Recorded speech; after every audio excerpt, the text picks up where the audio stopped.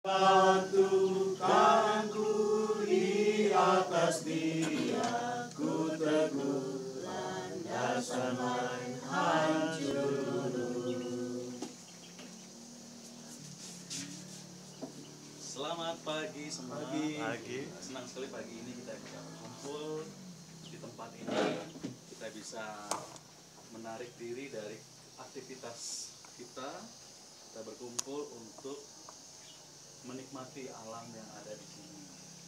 Senang sekali ya karena kita bisa berkumpul apalagi dengan saudara seiman di tempat yang sejuk di atas perbukitan yang tentunya disukai oleh semua orang. Firman Tuhan yang akan saya sampaikan dalam kitab Kejadian pasal 22 ayat 14. Kejadian 22 ayat 14. Demikian bunyi firman Tuhan. Dan Abraham menamai tempat itu Tuhan menyediakan. Sebab itu sampai sekarang dikatakan orang di atas gunung Tuhan akan disediakan. Di atas gunung Tuhan akan disediakan. Berhubung kita agak mendekati gunung, maka judul khotbah saya pada hari ini naik ke gunung Tuhan. Naik ke gunung Tuhan. Siapa di antara kita yang suka naik gunung? Walaupun nggak suka naik gunung, pasti menyukai tempat-tempat yang daerahnya itu perbukitan ya. Kenapa? Karena kita dari atas bisa melihat pemandangan, kemudian udaranya juga sejuk, dan kita juga bisa bersantai ria di atas bukit. Memang butuh perjuangan ya, kalau kita naik kendaraan kan enak, sudah sampai langsung duduk manis atau melihat pemandangan. Tetapi bagi sebagian orang yang mencoba untuk naik gunung, ada persiapan yang harus mereka siapkan, dan bagaimana proses perjalanan dari bawah ke atas itu membutuhkan tenaga, usaha, waktu, dan juga teknik ya, naik yang lewat mana atau yang bagaimana. Nah, jadi ketika berbicara tentang gunung Tuhan, di sini kita harus tahu bahwa gunung adalah tempat yang tinggi. Diperlukan usaha dan komitmen untuk bisa mendaki sampai puncak. Jadi butuh usaha dan komitmen sampai ke puncaknya. Di Alkitab kalau kita perhatikan ada beberapa orang yang naik gunung Tuhan ya. Yang pertama Abraham naik ke Gunung Moria untuk memberikan persembahan kepada Tuhan. Yang kedua Musa naik ke Gunung Sinai. Di Gunung Sinai dia mendapat hukum Tuhan, yaitu 2 loh batu, 10 perintah Tuhan. Ada Elia naik ke Gunung Karmel untuk berdoa dan meminta hujan. Kemudian ada Yesus Kristus naik ke Gunung Tuhan, berdoa, dan dari situ dia bisa memilih ke-12 murid dalam misi pengajarannya di bumi ini. Ada beberapa makna rohani tentang naik ke Gunung Tuhan di Alkitab. Yang pertama adalah harus punya komitmen dan usaha. Kehidupan orang Kristen ataupun kehidupan orang percaya adalah kehidupan yang tidak lepas dari yang namanya komitmen. Komitmen berarti adanya totalitas.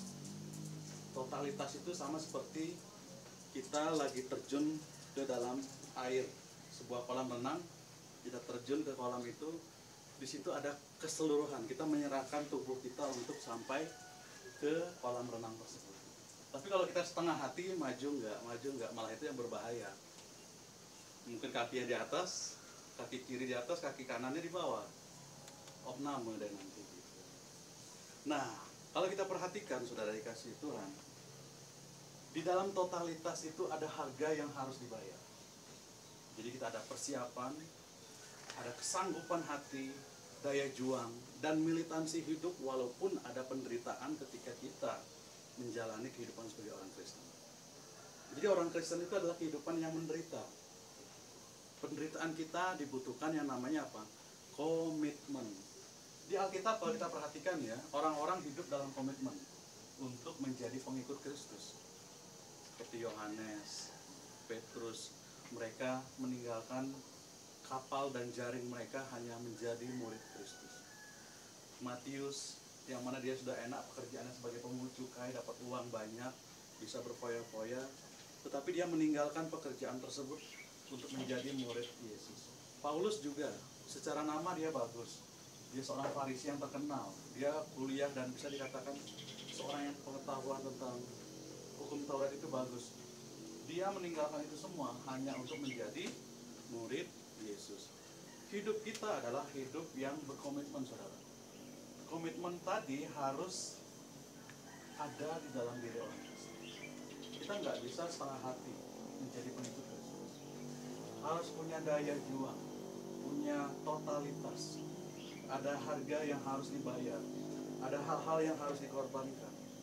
Dan jangan sampai kita menjadi pengikut Kristus gagal karena ada yang menghalangi kita. Di Alkitab juga dikatakan, Tuhan, saya mau mengikut Engkau, tapi izinkan aku menguburkan bapakku. Bapaknya masih hidup, tapi dalam tradisi di Yahudi, orang laki-laki nggak boleh pergi jauh-jauh sebelum menguburkan bapaknya. Jadi bapaknya masih muda, jadi dia harus menunggu bapaknya mati dulu, baru dia menguburkan, baru bisa ikut Kristus. Tuhan melarang itu. Kalau setengah hati, nggak usah. Orang yang siap membajak sawah dikatakan tidak boleh menoleh ke belakang. Kalau menoleh mungkin lembu atau kerbaunya akan pergi. Jadi harus benar-benar fokus. Mungkin nanti melenceng ya bajakannya seperti itu. Jadi yang pertama harus punya komitmen. Yang kedua kita harus sadar bahwa di situ ada tempat kudus. Gunung tadi bukan berarti setiap gunung ini, di Bali ada gunung banyak ya gunung. Bukan berarti setiap gunung itu kudus. Di sini berbicara tentang memisahkan kebiasaan dunia. Tuhan meminta Abraham, Musa, Elia untuk naik ke gunung. Bukan berarti di gunung yang Tuhan tunjuk itu adalah gunung yang suci, bukan. Tuhan meminta mereka untuk fokus, untuk meninggalkan dunia, untuk fokus di gunung tersebut bersama dengan Tuhan. Di sini diajarkan saudara bahwa kehidupan kita itu juga tidak lepas dari dunia ini. Tetapi yang salah adalah ketika kita terpengaruh oleh godaan di dunia ini.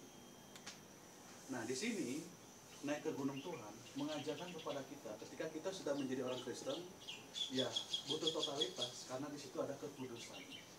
Jangan sampai ketika kita sudah naik gunung Tuhan menjadi orang Kristen, kemudian balik lagi turun hidup di dalam godaan duniawi, terpengaruh lagi, gagal lagi menjadi orang Kristen, habis itu naik lagi. Jadi tidak ada totalitas, tidak ada komitmen di dalam diri.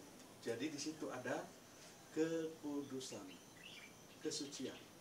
Itulah orang Kristen. Yang ketiga, di sini ada makna yaitu persekutuan dengan Tuhan. Ketika kita naik ke gunung Tuhan, saudara, adanya persekutuan, adanya kesatuan antara kita dengan Tuhan. Hidup ini harus ada pembentukan bagaimana kita itu bersatu bersama Tuhan, entah itu melalui doa-doa kita kepada Tuhan, dalam ibadah kita, itu adalah bagian dari persatuan atau hubungan yang dekat dengan Tuhan.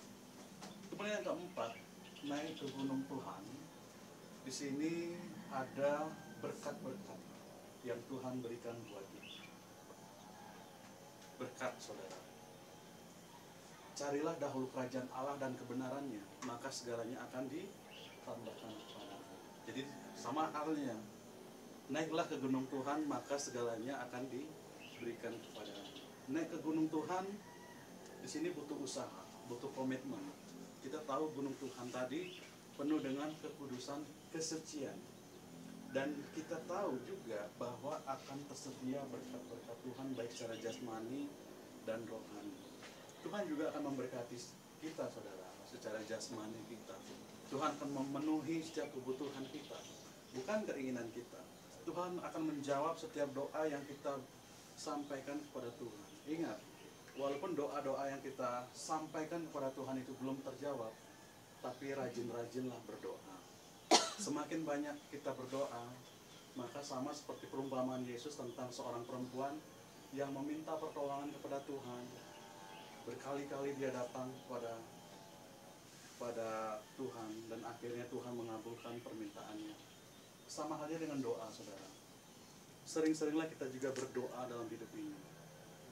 Mungkin doa 1-9 belum terjawab, Jangan menyerah. Di doa ke-10 Tuhan akan menjawab kita.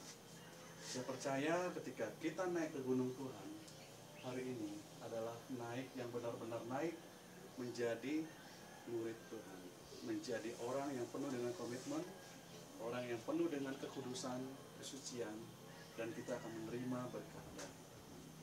Terima kasih, Tuhan memberkati kita. Amin. Terima kasih pada